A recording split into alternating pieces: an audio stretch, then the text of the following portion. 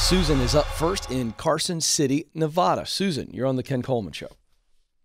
Hi, Ken. Thanks for Susan. taking my call. Well, I'm happy to. What's going on? Well, so my job has been affected by COVID, and I'm trying to figure out where my focus needs to be because I'm also trying to sort out my dream and build a bridge to it, but everything's a little hazy right now. Yeah. And then with COVID on top of it, it just, throws that extra wrench into the game. Yeah. So what can I help you with specifically? So my job, I'm the creative director for the Department of Tourism for the state of Nevada. Mm-hmm.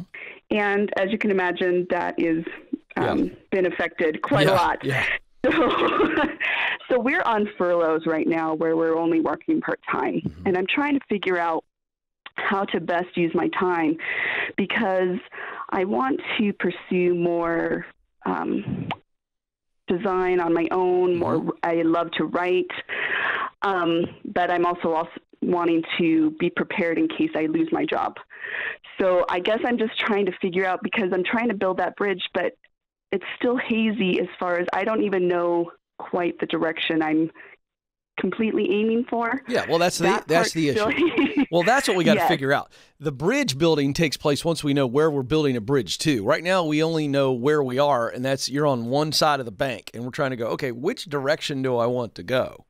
And then we build the bridge. So I think you have some ideas, but let's dream a little bit more. I feel like you gave me a clue, but I want you to just dream for a second.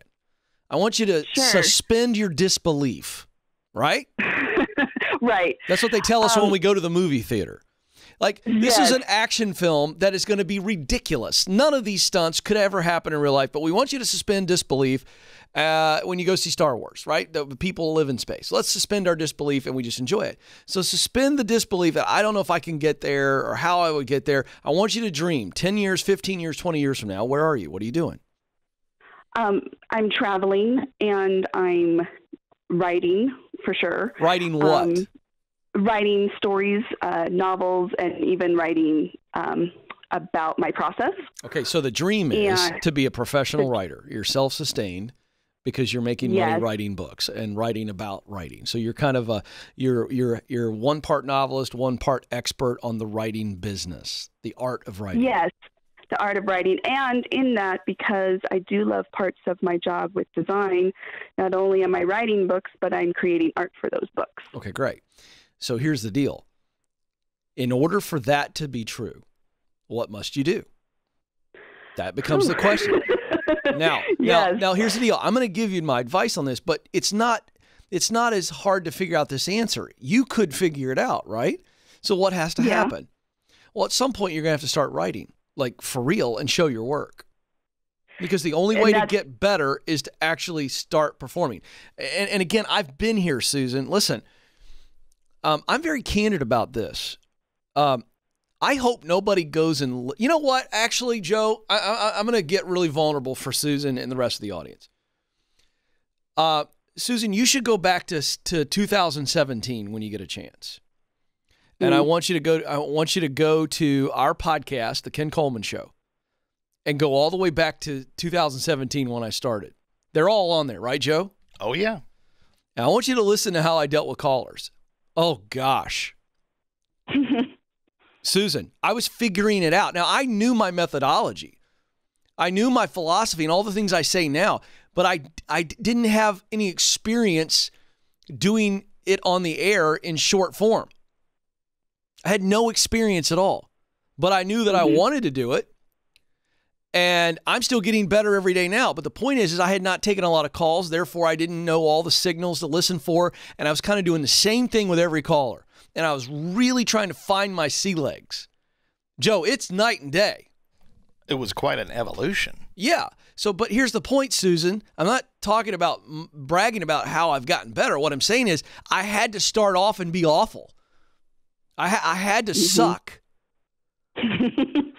right? And I'm not saying you're going to suck, but I'm saying when you start writing your first novel now, you will suck compared to where you will be 5 years from now. Do you agree with that? Oh, completely. So you got to start now, which means you got to have a day job. So really the bridge becomes, how do I do work that I really enjoy, which is design work? So that's still in your sweet spot. And you actually, you know, you will continue to use that. But you've got to get more healthy and maybe get out of the state tourism side of things and maybe go private sector. But you got to get a design job or a writing/design job. And that keeps you stable in the day job. But I would say for you, it's not a true day job. It's actually in your sweet spot. You really enjoy it. And you're writing on the side. Maybe you start with short stories. Maybe you take your first pass at a novel and see if you can self-publish it. Building your audience. You've got to build. You see what I'm saying? So this is a 5 to 10 year journey. I want to be realistic with you. Now, you may beat that timeline, but you better start with that in mind, that it's going to take that amount of time for you to get to a place where you can be self-sustaining as a writer. Yeah. No, I think knowing that it's taking time, but then having my existing day job being unstable is where I kind of got thrown off. Yep. I get it. So here's the deal. So only focus on, wait a second. The bridge is just stable day job. That's the bridge. Mm-hmm. Yes. You know, it's a little bridge. It's like the footbridge. Okay. Yeah. I got to get stable. Because when I'm stable, my mind is in a place where I can create better, right? Yeah. And then we start. Completely. Then we start writing. And so the longer bridge is writing short stories, playing out the first novel, studying a bunch of writers, immersing yourself in a writing class, all the things that I had to do in broadcasting. The journey is very similar, by the way. Yeah. I just had to get on radio. I had to go do Saturday radio at 2:00 and pay my way on. I had to pay $1,000 a month to suck. All right? Yeah. But that's the deal. Okay. That's the price of admission. So you don't actually need any steps from me. You just need a perspective, and I just gave it to you. So let's replace the current job, and let's keep on moving. And I'm so excited to see what you're going to do. And this is the part of the show that I love the most. I really believe in you, Susan. And I'm hoping one day you send me a novel that you published or that somebody else published. I hope that you call in and we do a dream scream. Because that's what this is about.